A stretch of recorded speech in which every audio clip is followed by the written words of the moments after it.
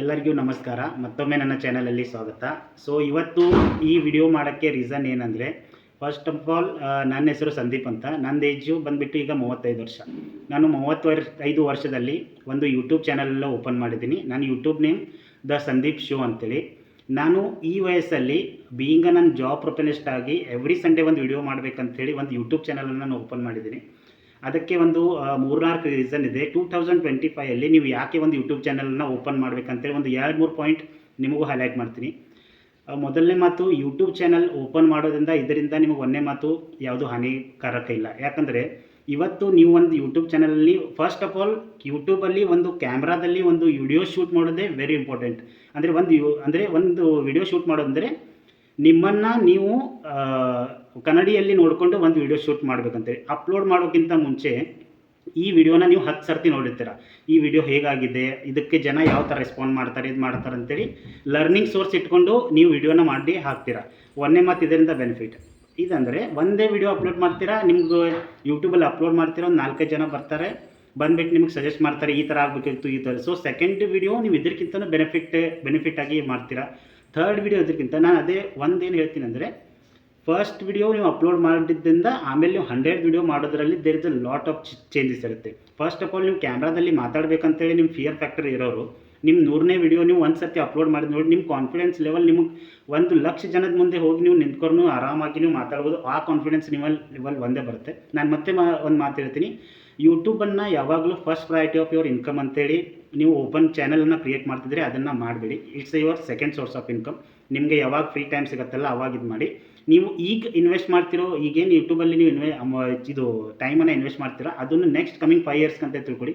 ಒಂದು ಸರ್ತಿ ನಿಮ್ಮ ಚಾನಲಲ್ಲಿ ನಿಮ್ದೇನು ಹಾಬಿ ಇದೆ ಅದನ್ನು ನೀವು ಜನರಿಗೆ ತೋರಿಸಿ 1,00,000 ಸಬ್ಸ್ಕ್ರೈಬರ್ನ ನೀವು ಕ್ರಿಯೇಟ್ ಮಾಡಿದ್ರೆ ಆಮೇಲೆ ನಿಮಗೆ ಜಾಬ್ ಮಾಡೋ ನೆಸೆಸರಿ ಇಲ್ಲ.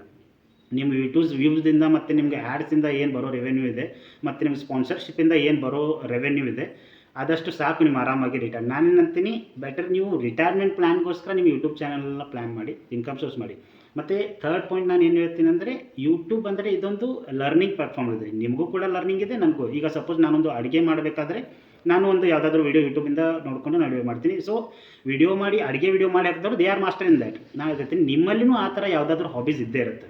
ಸೊ ನಾನೇನು ಹೇಳ್ತೀನಿ, ಆ ಹಾಬಿನ ಯುಟಿಲೈಸ್ ಮಾಡಿಕೊಂಡು ನಿಮ್ಮ ಟ್ಯಾಲೆಂಟ್ ಏನಿದೆಯಲ್ಲ, ನಿಮ್ಮ ಸ್ಪೆಸಿಫಿಕ್ ಟ್ಯಾಲೆಂಟ್, ಯಾರು ಸ್ವಿಮ್ಮಿಂಗಲ್ಲಿ ಇರ್ತಾರೆ, ಯಾರು ಕುಕ್ಕಿಂಗಲ್ಲಿ ಇರ್ತಾರೆ, ಯಾರು ಗಾರ್ಡನಿಂಗ್ ಇರ್ತಾರೆ, ಎಲ್ಲದೂ ಡಿಫ್ರೆಂಟ್ ಕ್ಯಾಟಗರಿ ಇರುತ್ತೆ. ಸೊ ಒಂದೇ ಸ್ಪೆಸಿಫಿಕ್ ಕ್ಯಾಟಗರಿನ ತೊಗೊಂಡು ನಿಮ್ಮ ಯೂಟ್ಯೂಬ್ ಚಾನಲ್ನ ನೀವು ಓಪನ್ ಮಾಡಿ, ಕ್ಲಿಕ್ ಆಗುತ್ತೆ.